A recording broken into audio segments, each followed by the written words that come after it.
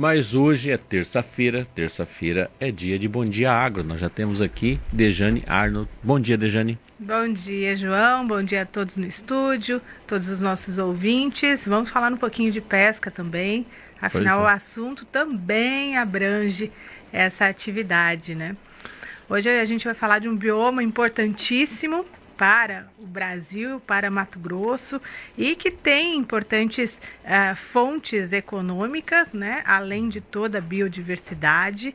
A gente conta aí com uma unidade da Embrapa que trata desses assuntos especificamente, é a Embrapa Pantanal, com sede em Mato Grosso do Sul. Por isso eu quero dar o meu bom dia já e agradecer o convite, né, que aceitou o nosso convite, ao Thiago Coppola, que está por telefone, e ele é chefe adjunto de transferência de tecnologia da Embrapa Pantanal. Bom dia, Thiago.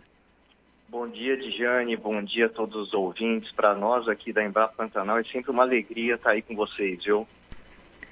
E é muito importante que você traz informações, Thiago, você traz informações importantes desse bioma que é fundamental aí para toda a nossa biodiversidade, em 2 estados importantes aí do país, e também que tem muitas fontes econômicas. Eu gostaria que você falasse, de uma maneira geral, o que a Embrapa Pantanal estuda, colabora com esse bioma brasileiro.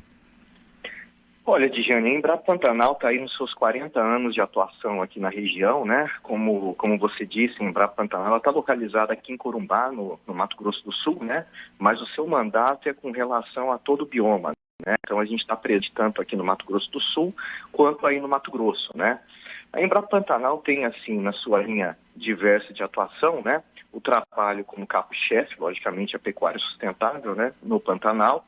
Trabalhamos também com a questão de tecnologias e boas práticas também para a agricultura familiar, né? Para as famílias que estão ao entorno, né? Da região de borda do Pantanal. Realizamos alguns trabalhos relacionados às comunidades tradicionais também, né? Que convivem com esse ambiente, né? Trabalhamos também com potenciais sistemas e projetos relacionados à bioeconomia, né, da nossa questão da nossa fauna, da nossa flora, né, e também a gente tem uma forte atuação nesse contexto de monitoramento de cheias e secas, né, que é um fator importante nesse processo do Pantanal, né, o seu ambiente já é assim, né, então esse monitoramento, esses processos de aviso, tanto à Defesa Civil do que vai acontecer, né, se antever a qualquer tipo de situação, também é uma área de atuação da unidade, né. Um outro foco que nós temos também é a parte de pesca, né, pesca artesanal e pesca profissional, né, ao qual a gente também realiza aí ações de boas práticas, sugestões de políticas públicas, né, que façam essa manutenção aí de toda a nossa BAP, né, da Bacia do Alto Paraguai. E, Thiago, nós temos um questionamento que vem do nosso parceiro da Conte, lá em Pontes e Lacerda, do Antônio Luiz, e ele justamente questiona algumas atividades econômicas desenvolvidas no bioma. Bom dia, Antônio. Bom dia, Dejane. Bom dia, Thiago. Prazer tê-lo aqui na região do Vale do Guaporé, região de fronteira. Mas sobre o trabalho da Embrapa Pantanal, o que vocês têm feito justamente para conciliar 2 atividades econômicas principais? Primeiro, a pecuária extensiva, que é muito forte no Pantanal. E, em segundo lugar, a pesca profissional aliada ao turismo. O que a Embrapa tem feito para que essas atividades se fortaleçam ao mesmo tempo que há uma bandeira muito forte da preservação ambiental do Pantanal? O que é possível ou o que está sendo feito para que essas 2 atividades continuem se fortalecendo e ao mesmo tempo preservando? Olha, na questão da pecuária, né, a pecuária ela vem aí há mais de 300 anos, desde a época da colonização, né, e hoje ela, como o senhor disse, né, uma das principais atividades econômicas da região, né. Ela é responsável por grande parte da geração do nosso trabalho, emprego e renda, né, por meio dessas propriedades rurais que estão instaladas na região, né. E por meio aí dessa movimentação de empresas de insumo, empresas de assistência técnica, né, que necessitam de uma mão de obra muito especializada, logicamente, para você fazer né, os manejos adequados e sustentáveis dessa região. Então, assim, historicamente, né, a pecuária já é e já faz parte, né, deste ambiente, né. É importante dizer que o próprio pantaneiro, né, por meio do seu conhecimento empírico aí de muito tempo, né, e por meio da sua cultura, é um ator importante nesse processo, né. Afinal, ele gere a sua propriedade, né, e, logicamente, ele sempre busca as melhores práticas, os processos de inovação adequados para que ele continue, né, exercendo essa função. Afinal, é a sua fonte de renda, né, e mais que isso, ele pretende, logicamente, transferir esse seu ofício aí, né, de forma familiar. A Embrapa Pantanal, ela começou, teve lá no seu início, né, de atividade, em explorar e descobrir essa região, né? Então, há 40 anos atrás, quando foi dada essa missão para a construção dessa unidade. Então, ela conheceu todo esse ecossistema, né, realizou um levantamento para, logicamente, num segundo momento, né, criar as melhores práticas agropecuárias e tecnologias para essa região, né? Logicamente, sempre focado nessa missão da sustentabilidade, né? Então, o que acontece? Falando um pouquinho da questão da pecuária, né, depois a gente parte para a pesca, né? A Embrapa Pantanal, ela detém aí um acervo muito grande de boas práticas e tecnologias, né, baseado sempre nessa premissa da sustentabilidade, e de uns anos para cá, né, aplicou o sistema SPS, né, Fazenda Pantaneira Sustentável, né? Então, na verdade, a SPS ela é uma plataforma que reúne dentro desse processo, né, um índice de mensuração dessa propriedade, porque o que acontece? Cada propriedade está localizada numa região de subpantanal, né? Então tem suas fitofisionomias, né? Então não existe uma receita básica e padronizada para uma propriedade que serve para todas elas. Então a FPS vem justamente para isso, para resolver esse gap, né, de necessidade. Então o que nós fazemos, né? Nós inserimos dentro dessa plataforma, né, índices ambientais, sociais e econômicos, né, que nós captamos dentro de uma propriedade, né, inserimos nessa plataforma e, em seguida, a plataforma faz uma leitura holística desse processo, nos dando índices de mensuração de sustentabilidade. A partir daí, a gente consegue entender, como se fosse um raio-x da propriedade, né? Nós conseguimos entender como está se comportando aquela propriedade, né, para indicar as melhores práticas e as melhores tecnologias para que o produtor consiga produzir mais, porém de forma sempre sustentável, né? Falando um pouquinho sobre a FPS também, a FPS ela começou a rodar em 2017, tá? Aí no Mato Grosso, é uma parceria entre a Embrapa Pantanal, a FAMATO, a Acrimate e o Senar Mato Grosso, né, com apoio aí do IMEA, né, do nosso Instituto Mato Grossense de Economia Aplicada, dos sindicatos rurais e de produtores aí de vanguarda que estão procurando sempre, estão sempre na busca por tecnologia, por meio de processos de inovação, né. Então, como que acontece? Hoje, as propriedades atendidas pela FPS, né, recebem visitas mensais ou trimestrais, né, de agentes técnicos do Senar, que foram treinados pela Embrapa, e lá captam esses dados, inserem na plataforma, e em seguida nós indicamos para aquele produtor, por meio do agente técnico, né, as melhores práticas. Essas práticas são desde as práticas que não têm custo, muitas vezes é uma informação que não chegou até o produtor, né? Então, nós conseguimos, de alguma forma, transferir esse conhecimento para o produtor. Então, vão desde práticas aí que, muitas vezes, não tem custo, né? São pequenas intervenções nas propriedades que o próprio produtor consegue fazer com o seu trabalhador rural, né? E algumas com maior custo. Cada tecnologia desenvolvida pela Embrapa passa por um sistema de validação de qual é o custo daquela intervenção, qual é o custo daquela tecnologia e qual é o retorno que ele vai ter. Sempre lembrando das premissas, né, da sustentabilidade. A FPS baseia-se nas 3 premissas, né, ambiental, social e econômica, né, e a partir daí entram as boas práticas, né. E aí, em cima desse processo todo, é interessante dizer também que a FPS também facilita muito a vida da Embrapa. Por quê? Porque o que a gente precisa? Nós precisamos muitas vezes fazer prospecção de necessidades aí de mercado, né? Então, o que nós precisamos fazer para melhorar a produtividade baseada na sustentabilidade? Então, por meio dos dados que nós captamos nessas propriedades, né, que estão hoje recebendo essa plataforma, nós conseguimos também antever processos, ou criar novas tecnologias, né, ou adaptar tecnologias, por exemplo, do Cerrado para a região do Pantanal. Então, de maneira geral, né? Nós temos aí uma pecuária já muito forte na região, né? E aí, em cima disso, nós entramos aí com as tecnologias e boas práticas que vai alicerçar o produtor, né, a sempre realizar suas intervenções de uma forma sustentável, né? Todos os projetos da Embrapa, elas passam, né, por pares, né? E os seus processos de tomada de decisão baseiam-se também em normas internacionais aí, para que a gente esteja sempre alicerçado aí no que a sociedade como um todo busca, né? E no caso da pesca, né, a Embrapa Pantanal atua bastante relacionado a esse monitoramento, né, dos rios, né, com relação à quantidade populacional de peixes, né? Essa é uma atuação da unidade. Uma segunda atuação é o quê? Fazer pesquisas para saber as melhores formas de você praticar esse tipo de atividade, né, sem uma interferência nesse ambiente. Então, quer seja por meio de indicação de petrechos que sejam adequados, né, para que sejam utilizados de forma sustentável, né, ou quer seja até por meio de parceria, por exemplo, com as secretarias de meio ambiente, com governos de estado, ou até ministério, no caso das políticas públicas que podem ser preconizadas para a região. Políticas públicas essas que de alguma forma garanta, né, que essa atividade econômica continue sendo realizada, porém de uma forma sustentável. E, Tiago, a gente falou muito dessa questão da pecuária. A pecuária, como o próprio Antônio Luiz falou, entra numa discussão muito grande, principalmente quando existem algumas questões no Pantanal, né? Foi muito julgada aí a produção pecuária no Pantanal no período de incêndios. Eu gostaria que você falasse dessa relação.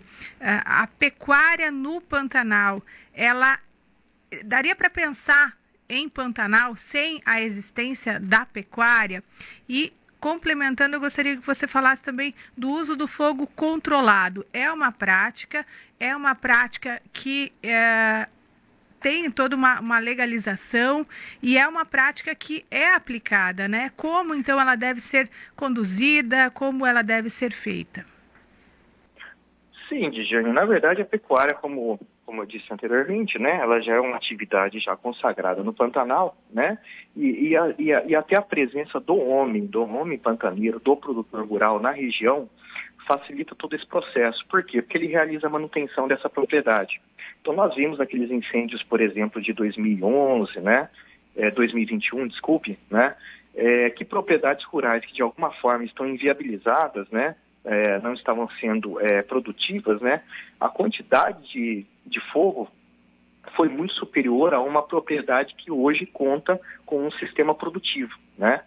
E agora, falando um pouquinho da questão do fogo, o fogo ela já é uma prática rudimentar, uma prática antiga, né, utilizada basicamente em todos os biomas, né?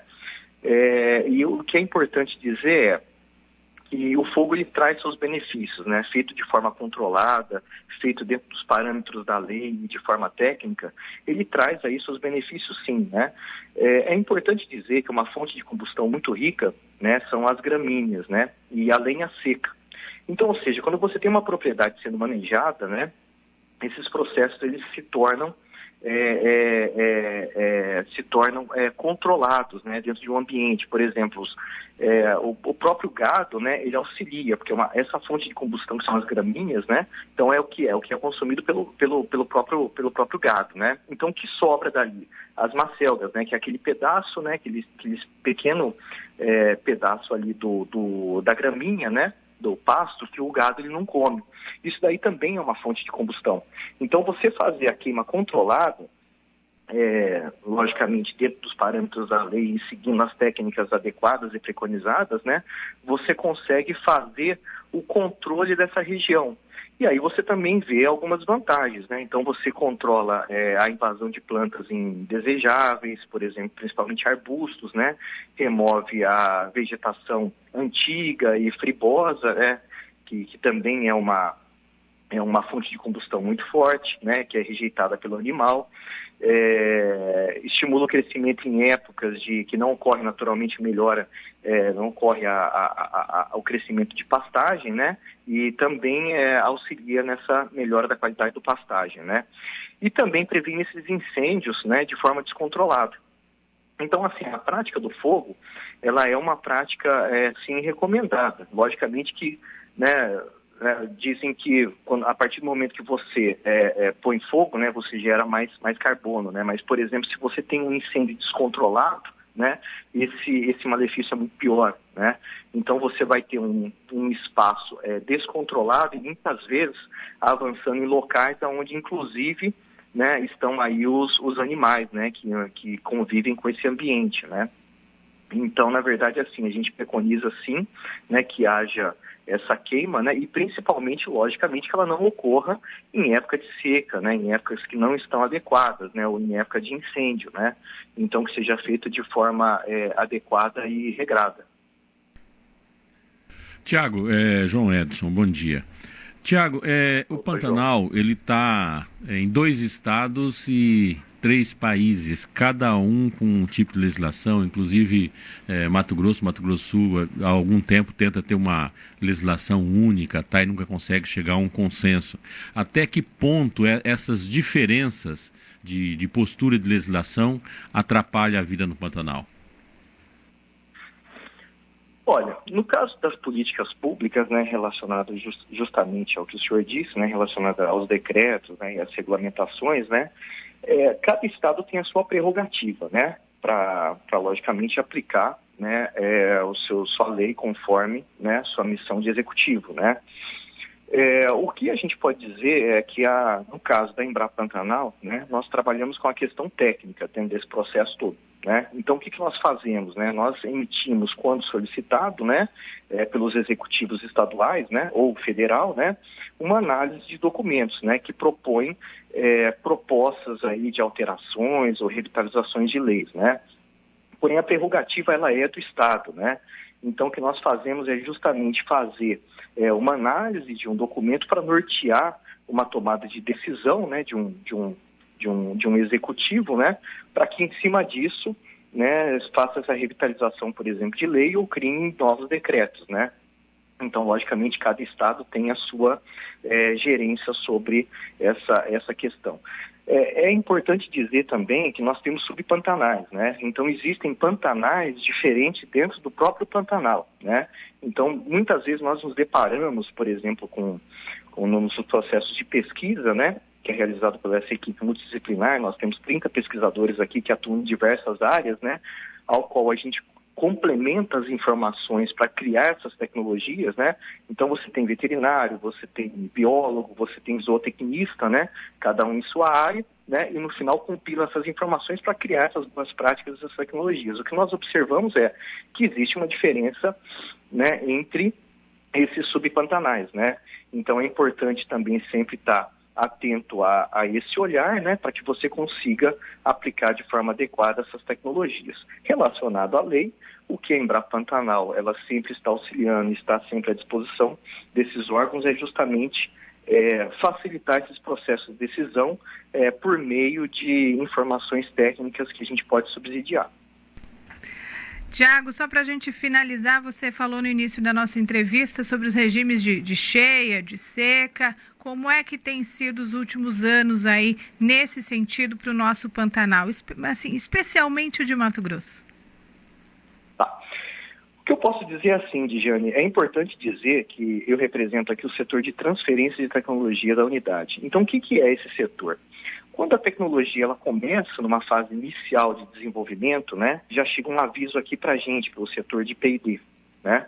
Então nós começamos a acompanhar aquela boa prática, aquela tecnologia que está sendo desenvolvida, para saber o quê? Mais para frente, como transferir esse conhecimento, né? Então, por exemplo, o que chega aqui para a gente são as informações, né? Então, em cima desse regime de seca e cheia, né, nós temos aí os dados que nós recebemos dos pesquisadores, né? Ou seja, estamos passando por um momento de seca, né? O que eu estive conversando com o Dr. Carlos Padovani, inclusive na própria semana passada, né? Como que está essa questão agora com esse aumento de chuva, né? Então, o que ele me passou, né? Eu tenho que passar justamente o que o pesquisador, né, da área, né, tem mais de 38, 40 anos aí de atuação, tem 100 anos de dado histórico, né, para saber como o rio vai se comportar, né, é que apesar da chuva, né, ainda a gente não teve uma cheia expressiva, né. E eu, aproveitando o gancho também, né, é importante dizer que a própria Embrapa Pantanal tem um sistema que chama Geohidro Pantanal, que faz análise desses períodos de seca e cheia. Porque uma das atividades que nós realizamos aqui é justamente tentar antever esses processos, justamente para avisar com antecedência, quer seja a Defesa Civil ou o produtor rural, momentos ali críticos, né? De seca ou de cheia, para fazer, por exemplo, numa eventual cheia, né, uma remoção de gado, né, para uma outra área, né, que isso é um fator econômico muito importante, né? Então nós fazemos todo esse acompanhamento, né? O que eu recebo de informação é que nós estamos passando agora por um período de seca, né? Apesar da chuva ainda está baixo aí o nível do rio, né? E esse monitoramento é feito. O que é importante dizer é que nós conseguimos antever os processos com um pouco de antecedência, né? Porque o Pantanal ele tem as suas sazonalidades, né? As suas particularidades, onde a gente não consegue exatamente cravar se a gente vai estar entrando no momento de seca ou de cheia com uma antecedência muito grande. Ok, Tiago, agradeço a sua participação aqui, trazendo informações então desse bioma tão importante para a gente, que é o Pantanal. A gente conversou com o Tiago Coppola, que é chefe adjunto de transferência de tecnologia da Embrapa Pantanal, e deixo à disposição também os microfones da Rádio Conte, o Bom Dia Agro, sempre que possível, traga informações dos estudos e das pesquisas que vocês realizam. Obrigado, Dijane. Eu gostaria de convidar todos aí para entrar no site da Embrapa Pantanal, www.embrapa.br/Pantanal, onde lá vocês vão encontrar bastante informação dos que nós estamos realizando, né? Assim como as publicações técnicas científicas que de alguma forma vão auxiliar aí nas tomadas de decisões dos produtores rurais, né, e os demais públicos aí, os pequenos, médios e grandes produtores aos quais nós trabalhamos. Por fim, gostaria também de deixar meu contato, thiago.coppola, com TH, 2 P's e 1 L, @embrapa.br, para dizer que a Embrapa Pantanal tem um projeto diferente, que é o projeto de inovação aberta, que é um projeto qual a gente prevê parceria com empresas privadas. É o quê? Definir um gap de mercado, um problema de mercado ao qual uma empresa tem interesse em sanar. E a Embrapa, com sua parte técnica, alinhar a essa empresa e realizar aí o desenvolvimento de um ativo tecnológico. Então, se alguma empresa estiver interessada em adentrar no Pantanal, a gente está à disposição para fechar uma parceria, tá? Maravilha, recado dado, João. Falamos um pouco do nosso Pantanal, das necessidades, do que ele representa também e dessas possibilidades aí de inovações, de empreendimentos, né? Verdade, né? O Pantanal, que é um patrimônio mundial, né? E a Embrapa, que é um patrimônio nacional de orgulho pra gente, né? Que bom que temos ambos. Pois é. Dejane, brigadão. Até a próxima semana. Até a próxima semana com mais informações do agro.